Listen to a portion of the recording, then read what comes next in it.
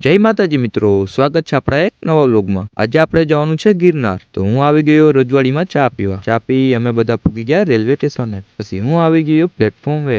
એટલી વારમાં આવી ગઈ રેલગાડી। પછી અમે બધા બેસી ગયા રેલગાડીમાં। लेकिन ये साला कर क्या रहा है यहाँ पे। રેલગાડીનો ડ્રાઈવર ગાંજો પીને આવ્યો હતો। ટ્રેન ને પ્લેન સમજી અમને લેન્ડ કરી દીધા જુનાગઢ। સ્ટેશનને હજી બહાર નીકળ્યા, ટેમ્પોડી વાળો ભાઈ કે હાલો હું તમને મૂકી જાઉં ભવનાથ। પછી અમે બધા બેસી ગયા એ ભાઈની ટેમ્પોડીમાં અને પૂગી ગયા ભવનાથ પ્રવેશ દ્વારે। આ છે હનુમાન દાદાનું મંદિર। દાદાના દૂરથી દર્શન કરી અમે આવી ગયા ભવનાથ। નાસ્તો કરી અમે નીકળી ગયા અંબાજી માતાના મંદિર તરફ।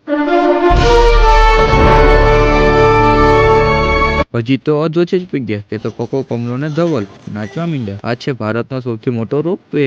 પછી અમે પૂગી ગયા જૈન મંદિરે અને થોડી વાર કરી લીધો રેસ્ટ લઈ થોડા પગથિયા ચડ્યા। એટલામાં જુનાગઢ સિટીના દર્શન થયા અને થોડીક વારમાં પૂગી ગયા અંબાજીના મંદિરે। અંબે માના દર્શન કરી અમે નીકળી ગયા રોપવે તરફ। અંદર પૂગ્યા ત્યાં તો ટ્રોલીમાંથી ઉતર્યા સાધુ સંતો। રોપવેની બહાર નીકળતા આ બોર્ડમાં તમને જોવા મળી જશે ગિરનારની માહિતી। પછી અમે બધા આવી ગયા નાસ્તા પોઈન્ટે અને હું આવી ગયો અમેરિકન ફોટા લેવા। ફોટાનો ભાવ સાંભળી મેં નીચે ઉતરવાનું નક્કી કર્યું અને નીકળી ગયો જૂની સીડીઓ। અધોચે જોવા મળે છે આ પાણીનો ખાડો, એટલે ઉપર આ ખાડામાં પાણી ક્યાંથી આવતું હશે। અડધે પૂગ્યો ત્યાં મને લાગી ભૂખ, એટલે હું ફળ ખાવા માંડ્યો, કેમ કે બીજું કઈ તો ખવાય એમ નતું। એક મેગીનો 80 રૂપિયા ભાવ સાંભળી મારા પગું ઓટોમેટિક ભાગવા માંડ્યા। ગુરુદત્તર પૂગ્યો એટલામાં મને વાનર સેના ઘેરી લીધો। વાનર સેનાથી પીછો છોડાવી હું આવી ગયો શંકર દાદાના મંદિરે। વાનર સેના ભોજનમાં વ્યસ્ત હતી। પછી મેં કર્યા દાદાના દર્શન અને નીકળી ગયો નીચે તરફ અને પૂગી ગયો રોપવે। રસ્તામાં જોવા મળ્યો મને ધોરો ઉંદેડાને રમાડી અમે બધા નીકળી ગયા રેલવે સ્ટેશન તરફ ને પૂગી ગયા સરદાર પટેલ દરવાજે। આવો શિકાર ગોતવા નીકળે એમ અમે બધા નીકળી ગયા જમવાનું ગોતવા, પણ અમને જમવાનું ન મળ્યું